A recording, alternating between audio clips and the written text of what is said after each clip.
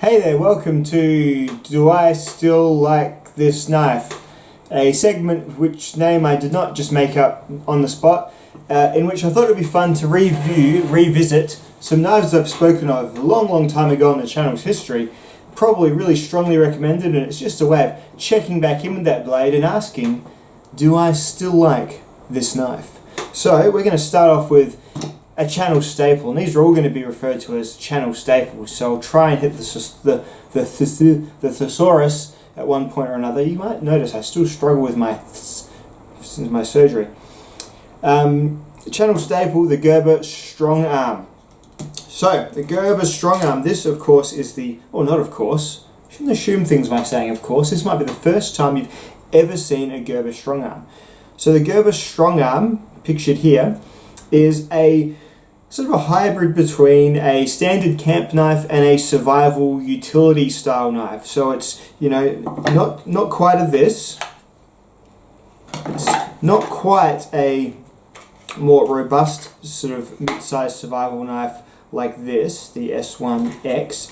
And it's also certainly not a this, which is kind of your K-bar. This is a half-breed blades infantry knife, but it's not the complete combat knife either. So just kind of a really stout, rugged little blade made by Gerber in America, about a 5 or so inch blade, nice and thick, full tang, but like a ratty style tang, so the tang would change size to fit into these overmolded rubber handles, so no slab style there. Came with a pretty decent sheath arrangement, which I actually quite liked. This guy here, you can get a stick and carry it horizontal style. There's all sorts of ways you can carry it. I end up just usually going vertical. But yes, to answer your question, I still do really rate the Gerber Strongarm. It's probably one of the best things that Gerber makes at the moment, even still. Things to know about it are, this is always going to be a little tiny bit rough, even still. This version here, the BD-Z1 version, was an Amazon exclusive, but it's exactly the same pattern as the one you can currently get from Gerber, which is in 420HC. So, and that's a steel that you do get a mild edge retention boost with this BD-Z1 version, but it's not made anymore. The 420HC version is absolutely fine, and a knife like this, I would argue, isn't particularly made for edge retention. It's made for being a bit of a one tool sort of do whatever with knife. Don't care too much about it. They're still under $100 in Australia, even if you shop on eBay for them. And in America, they're about $70 or so. So the Gerber Strongarm is a great sort of car knife. It's a great belt knife if you do just want to have something a bit more rugged at camp and you don't mind maybe not being able to make those super thin feathers with supreme ease. But it's just super versatile. Versatility is the name of the game here. Sharpen it yourself. I've had 3 or 4 Strongarms by now, and I give them away to people often as well. This one was sent to me by a viewer because I couldn't get this one in Australia because it's Amazon only. And we're fortunate not to be cursed by the big evil entity that is Amazon, apart from when you want something like this that is Amazon only. Anyway, so we've got a nice rubberized overmold handle, a saber grind, 5-inch blade, really comfortable grip. Good sheath system for under $100. It's made in America, even with a 420HC version. I think it's a great buy. So yes, I do still like this knife. Next up on Do I Still Like This Knife? Another channel standard, the Cold Steel American Lawman. I often spruik this knife as the one knife to get someone if they just want to have a great pocket knife and never really think about it again, and just know that the knife they're carrying in their pocket is known as a pretty good one, and then they just move on with their lives. This is still the knife to get for them, in my opinion. It's a very uncontroversial knife. It's got a strong lockup that anyone's going to understand immediately because it's basically just a lock back with a few extra stuff here that people don't really need to know about but does help for strength, being the triad lock. The clip is a bit of a funny situation, but people can attach whatever side clip they want. It just comes with 2 clips. Very strange way of doing it, cold steel, but hey, each to their own. The blade here, this is the flat grind version. It comes in a hollow grind as well. This is an XHP version. It's now in S35 VN, which is nothing to sneeze at either. So everything about this knife is about industry median, like industry standard. It's just doing everything that we all sort of like. It isn't like a a flipper or anything crazy cool like that. It's not like a fidgeting knife. It's just a basic utilitarian user blade. And I do still think that it is the safest, best one to get. Cold Steel, they swapped to S35, but they know their heat treat and they know how to make a sharp knife. I always say about Cold Steel, I like the more odd stuff about the company, but one thing you can take to the bank is that I believe Cold Steels are generally the sharpest out of the box, and with heat treatment that just seems to be the best out of the box. And that's something that I'm happy to put on the record. I've never had a poor experience with a Cold Steel knife failing to hold an edge, going dull quicker than I'd want it to, or coming with a thick or stupid or uneven grind. So really safe choice, even still, the Cold Steel American Lawman. I still do really like this knife. Moving on back into the world of fixed blades, one of the first on the channel, we all remember this guy here, the Bushcraft Black. So the Bushcraft Black, yes, I do still think it is the best available Mora.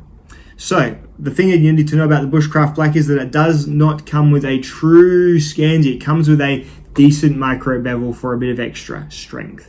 That is something that I overcame by sharpening it myself and putting it back to a true Scandi. So if that's something you're not happy to do and you want that supreme shavy, slicey, well not slicey, but that scalpel sharp Mora, then you might want to get a companion or one of the thinner blades. But these series all did come with the slight micro bevel. That's the only thing I'd give as a precursor, because you know what else comes with the micro bevel? The Mora Gerber as well. And this is in the same steel, the Mora Gerber.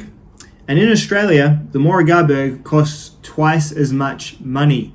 So these are about $209 in Australia, and these are still usually under $100, depending on where you're buying them from. You are getting for the Gerber, a slightly different shaped handle, which, I mean, maybe you really like them. Way more neutral. I find this handle is completely neutral enough for me. It does have a slight, put your index finger here, guide there, but this is, I guess, a bit more of a barrel style handle, sure.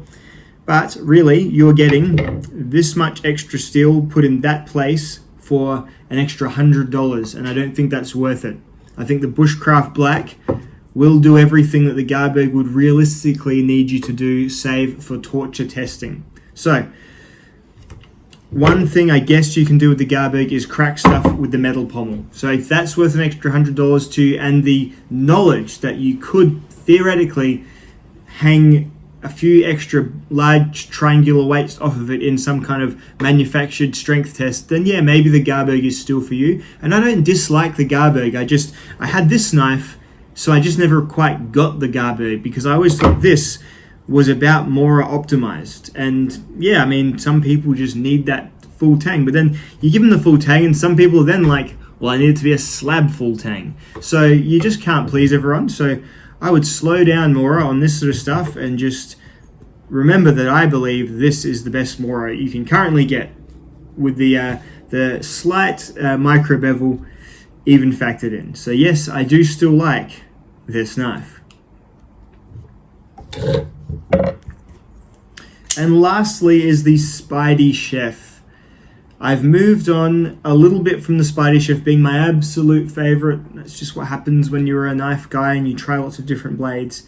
But for the people who are into a premium knife, and the guys who want, or are happy to spend a lot more than they would on getting that maybe one knife, then I think the Spydiechef is the next level up of the American Lawman concept of a knife that would basically please everyone. I don't think there's too much to hate in the Spydiechef either. Yeah, the lock is different. Don't compare the two knives themselves, but compare the concepts of a knife that I think anyone can enjoy, and actually has some quite impressive things to tell someone if you're getting it for a non-knife person as well. Hey, that still will never rust, and they'll be like, oh, that's pretty cool. Also holds an edge for a good long time. It's got a really cool aesthetic, kind of futuristic looking. It's got a very comfortable ergonomic grip.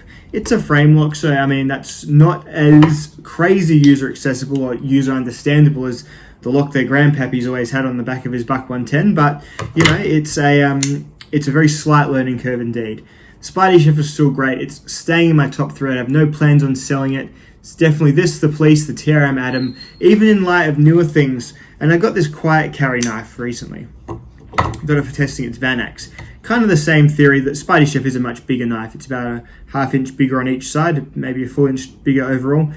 kind of the same thought behind it. This has even got a slightly thinner blade than the Spydiechef. These are both rust-proof knives. Spydiechef does it so much better. It just does. This has got quite a weak detent, and this is a knife that's about $125 more than the Spydiechef. This knife here, this quiet carry, what's it called? Drift. So you can open it. The detent's not as strong as the Spydiechef.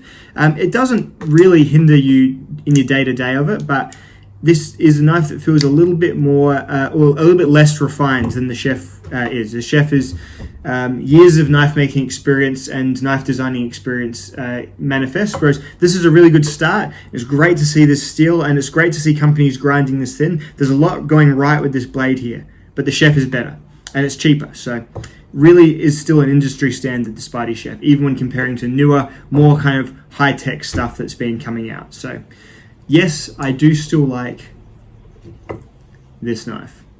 How's that, eh? 4 for 4. Good odds, really. To be honest, yeah, most of the knives that I do still like, I still have. So if I still have them to make a video about it, chances are I do still like this knife. But never any harm in revisiting every now and then, is it?